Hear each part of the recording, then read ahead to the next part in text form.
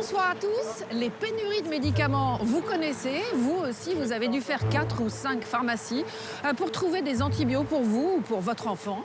Eh bien, ça tombe bien, j'ai rendez-vous avec le directeur général de la santé ici, au ministère. Et on a beaucoup de questions à lui poser. Suivez-moi.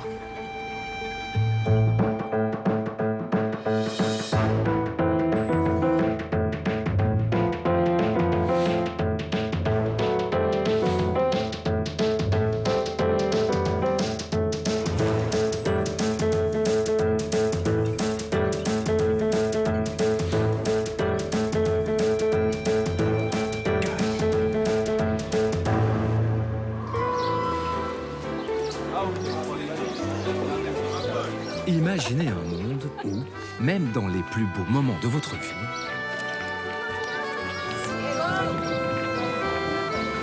même lorsque vous êtes heureux, Charlotte, est-ce que tu veux m'épouser?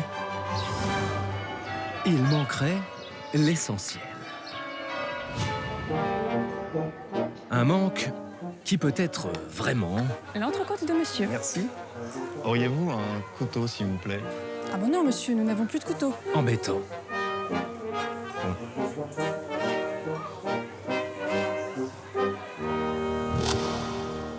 Bonjour, vous les auriez en 38?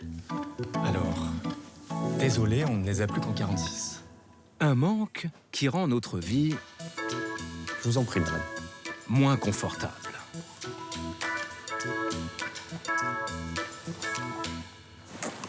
Alors, bien sûr, on peut se rendre à un rendez-vous avec des chaussures beaucoup trop grandes. On peut déguster une entrecôte sans couteau. Ou se marier sans bague. Oui, mon amour. Mais il y a des manques qui sont bien plus graves quand ils touchent à notre santé.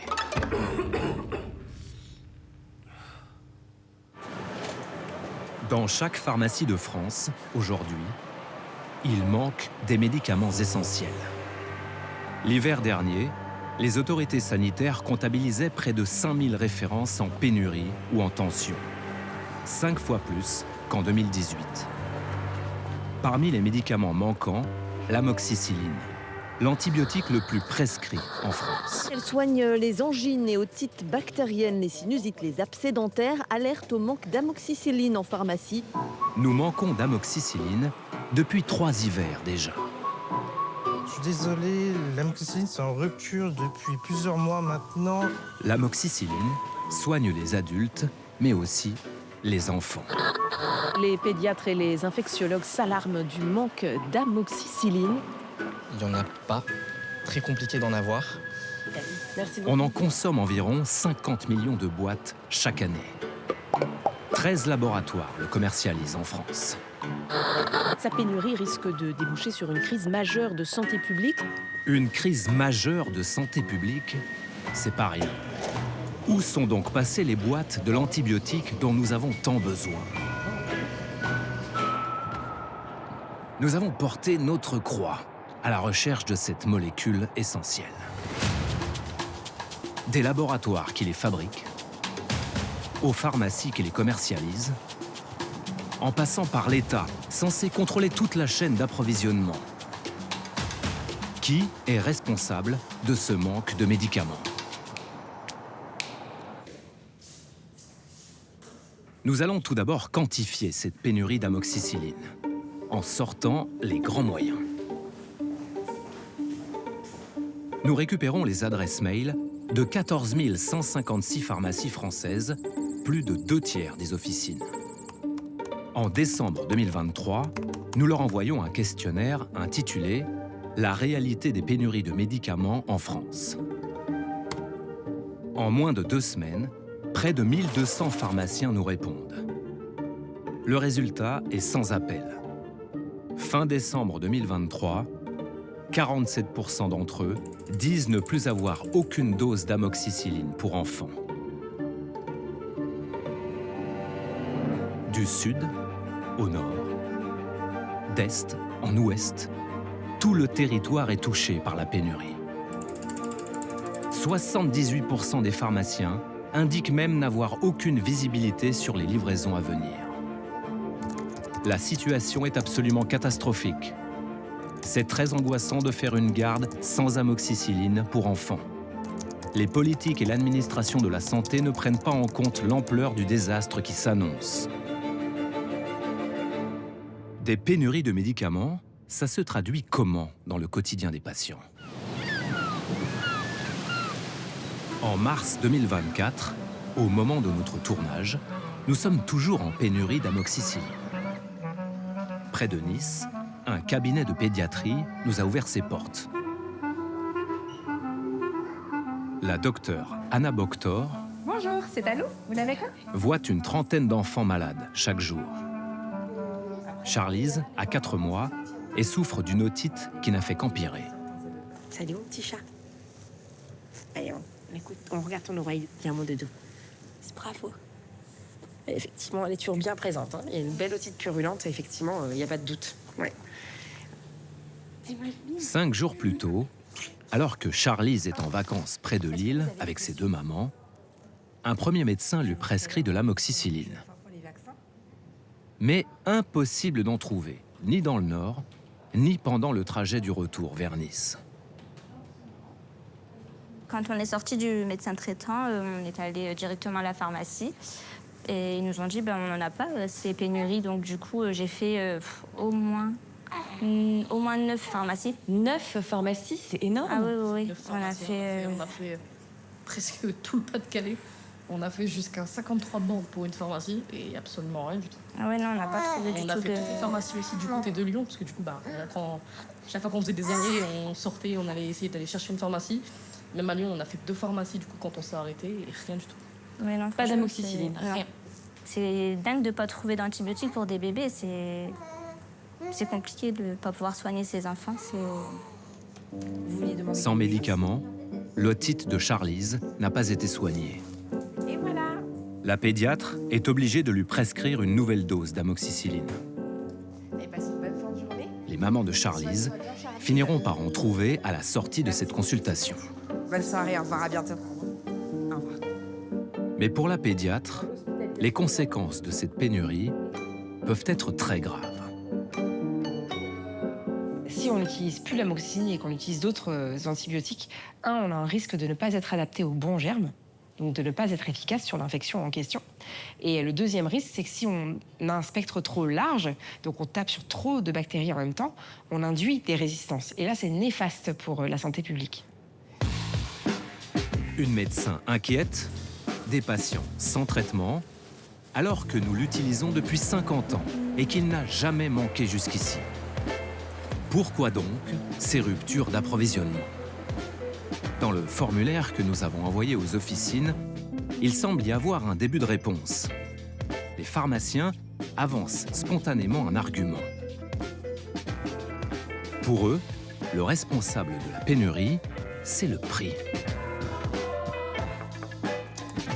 Et le prix du médicament en France, ridicule par rapport aux autres pays, on en parle? Le prix d'une boîte d'amoxicilline est trop faible. Il est temps d'augmenter les prix car cela met les patients en danger. D'après ces pharmaciens, ce serait donc la faute de l'assurance maladie. En France, c'est cet organisme qui paie pour nous la plupart des médicaments. La Sécu, visiblement, serait radine avec les laboratoires pharmaceutiques. Nous partons sur cette piste. Pour être bien certain d'avoir tout compris, nous rendons visite à une pharmacienne, à Montpellier. La patronne, Christelle Kermel, exerce depuis plus de 20 ans. Elle s'est donnée pour mission d'expliquer aux patients toutes ces histoires de pénurie. C'est dû à quoi, tout ce problème d'approvisionnement? Après, c'est ce que je vous disais. Problème de prix de médicaments en France, on va pas se mentir. On va pas se mentir, Christelle adore faire de la pédagogie. C'est souvent dû au prix du médicament, parce que la seule chose qui diminue en France, c'est le prix du médicament. L'électricité augmente, tout augmente. Ah ça, tout augmente. Même si elle doit se répéter, c'est pas grave, tant que les clients comprennent bien. Votre baguette de pain, elle augmente, l'essence augmente, mais en fait, tout augmente aujourd'hui, sauf le prix du médicament qui n'a de cesse de baisser. Et en fait, on arrive dans des ruptures parce qu'en fait, en France, le prix du médicament, il est trop bas. Voilà. Merci. En vous remerciant, passez une bonne journée. Merci. Et soignez-vous bien. Voilà, vous avez bien compris? Vous voulez qu'on vous le répète encore une fois? Donc, d'après Christelle Kernel, la France est en pénurie parce que les laboratoires pharmaceutiques préfèrent vendre l'amoxicilline aux pays où le prix serait plus élevé. Au moment du tournage, la boîte d'amoxicilline, qui contient 6 comprimés d'1 gramme, est affichée à 2,18 € chez nous.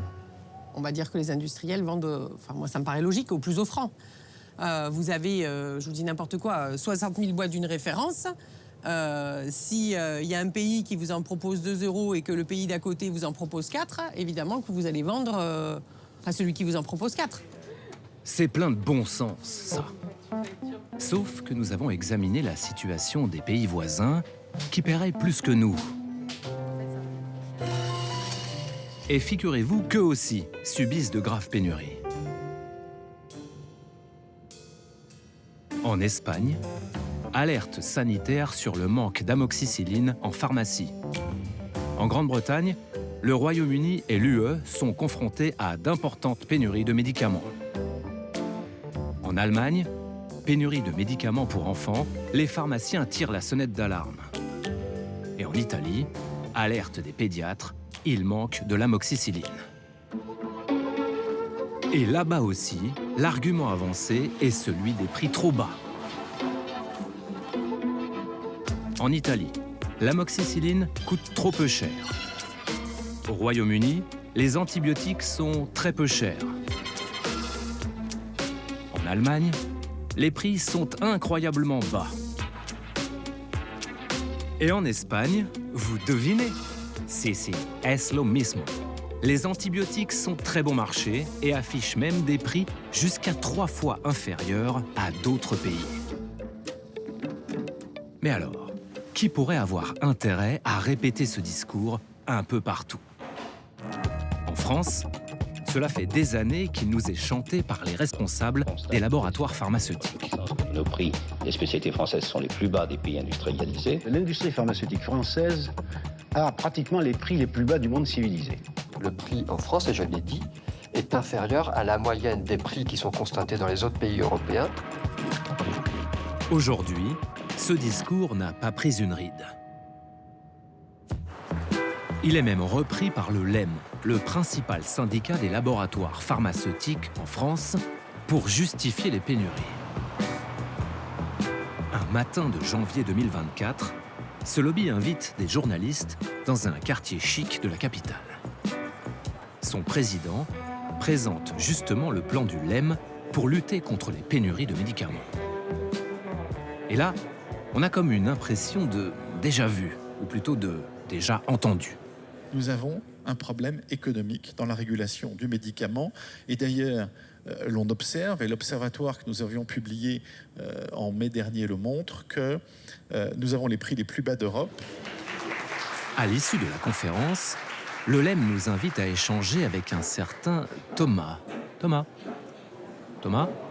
Thomas est là. Monsieur Pénurie. Ah ben Monsieur Pénurie. Monsieur Pénurie est là, on va pouvoir faire une petite interview alors. Le monsieur Pénurie du LEM, à l'époque, c'est Thomas Borel, le directeur scientifique.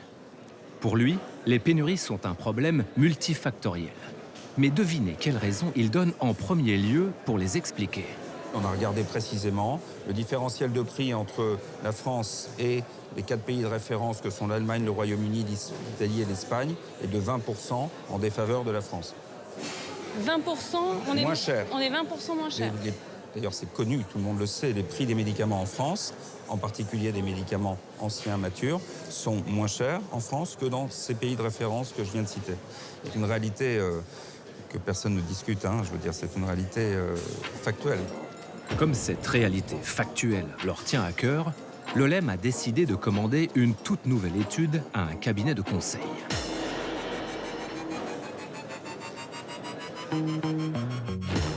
Elle présente un comparatif de prix de plusieurs médicaments, dont l'amoxicilline, entre la France et 4 pays voisins. Nous serions les plus mauvais payeurs. L'étude est publiée en avril 2024 sur le site du LEM, qui affiche son but. Objectiver l'impact des niveaux de prix sur l'aggravation des pénuries. En clair, prouver que les pénuries sont liées au prix bas. Oui, sauf que dès la page 4, une phrase nous surprend beaucoup. Ce rapport n'a pas vocation à établir de lien entre le prix des médicaments et les ruptures d'approvisionnement. Bonjour Nathalie Coutinet. Bonjour. Nous soumettons cette étude à Nathalie Coutinet, économiste de la santé, spécialiste des firmes pharmaceutiques et du prix des médicaments. C'est une étude qui est faite par un cabinet qui va être utilisée par un syndicat professionnel et finalement le syndicat professionnel l'utilise de manière un petit peu malhonnête, on peut dire.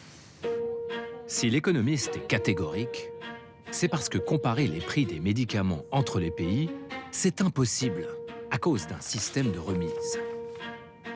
Dans chaque pays, les prix affichés au public ne sont pas les prix réels. Ils ne tiennent pas compte des réductions faites par les laboratoires aux États et aux pharmacies, notamment en fonction des volumes commandés. On a des prix qui ne sont pas des vrais prix, à cause des remises, des négociations avec les pharmaciens, des systèmes qui sont différents d'un pays à l'autre. Ça biaise complètement le système. Ça empêche la comparaison absolue. Et d'ailleurs, ça aussi, les auteurs de l'étude le soulignent à 10 reprises tout de même. Dans tous les pays considérés, ces médicaments peuvent faire l'objet de remises additionnelles et confidentielles qui sont négociées localement et peuvent nuancer le constat de différentiel de prix. Si on voulait comparer le prix de l'amoxicilline en France par rapport au reste de l'Europe... Non, pour moi, on ne peut pas le faire. Enfin, en tout cas, on ne peut pas le prouver. Résumons. Cette étude qui vise à objectiver le lien entre pénurie et prix bas n'établit donc pas de lien entre pénurie et prix bas et compare en plus des prix incomparables. On serait pas en train de se faire un peu balader là? Vous avez pas un truc contre le mal de crâne?